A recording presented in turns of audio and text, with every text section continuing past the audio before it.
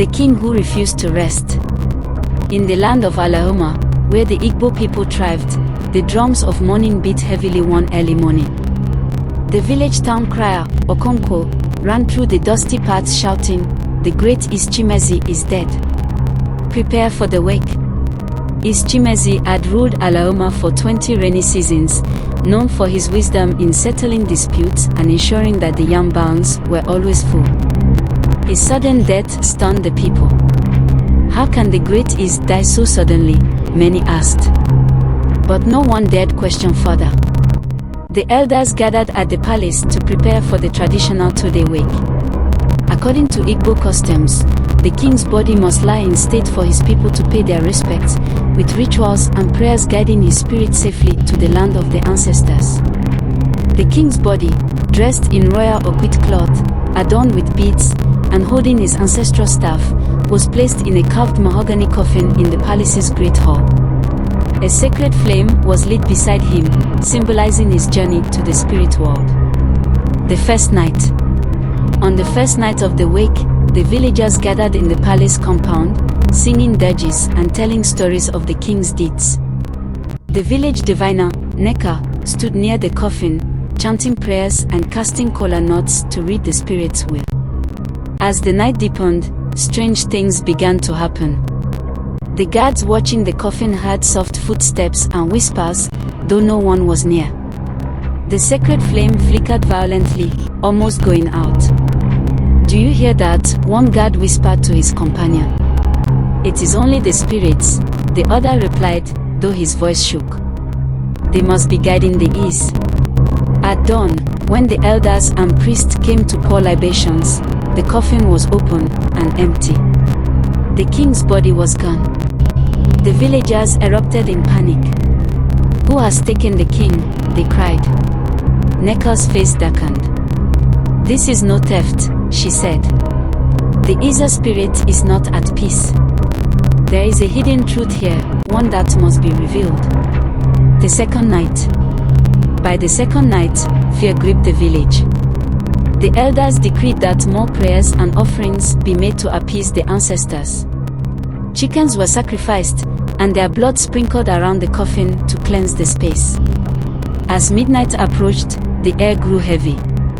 The sacred flame dimmed, and a cold wind swept through the hall. Suddenly, the carved doors of the palace creaked open on their own. A figure stepped in, tall and imposing.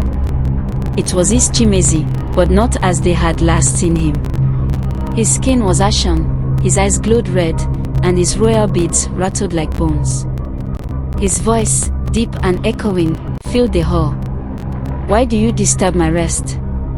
The people fell to the ground, their foreheads touching the floor.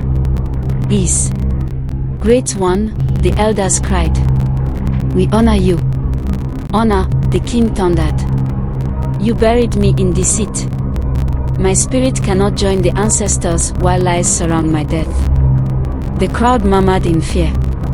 The king pointed his staff at three men, Chief Odulai, Chief Ikin, and Chief Yugo. They were powerful elders who often sat at his council. "You poisoned me," the king said, his voice trembling with anger. "You plotted to take my throne and riches. Confess, or face the wrath of Oni, the Earth Mother."